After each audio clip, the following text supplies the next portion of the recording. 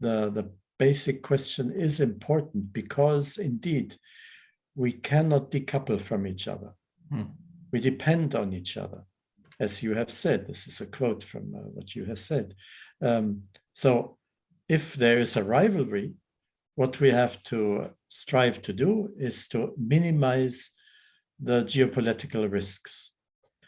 But they have deep roots. And these days I've often been thinking, there is nothing better that illustrates it than the attitude and the treatment of the pandemic. How China dealt with the pandemic, we all know. How European countries dealt with it, still try to deal with it, we also all know. And they're completely different. So does that make for rivalry? Yes, it does. Because at least in democratic countries, if people are dissatisfied with the policy of a government, they can vote it out of office. And now look at all European countries. Never mind how high the number of incidences or even dead is. In no country was there dissatisfaction with the policy of the government to a degree which would have led to the demand that the government steps down. And even in the very first case, which was Italy, which experienced a tragedy very, very early on in 2020, with the dead, the coffins of the dead in the streets because there was no space anymore. Still, no one demanded the government to step down because their actions would have been considered inadequate. So this is in the case in countries whose pandemic policy is the absolute opposite of the Chinese way.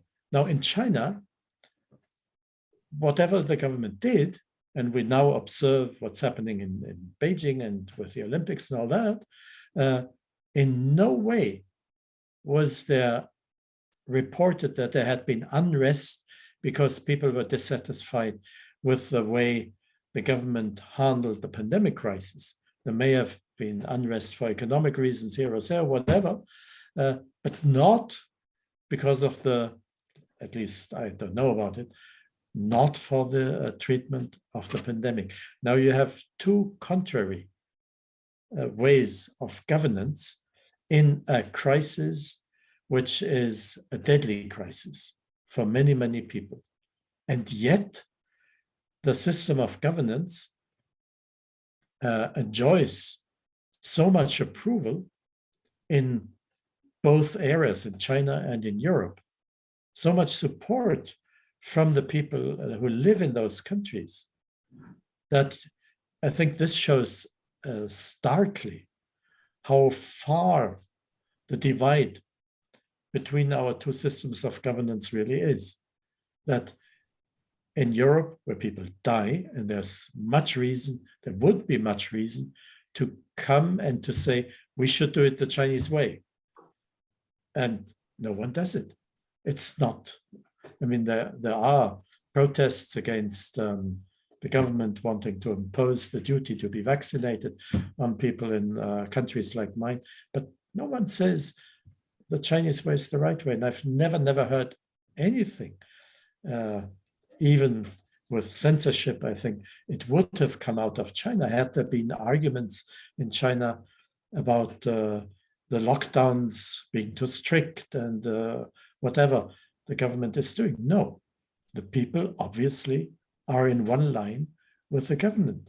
And this shows how deeply rooted the differences between our systems of governance are.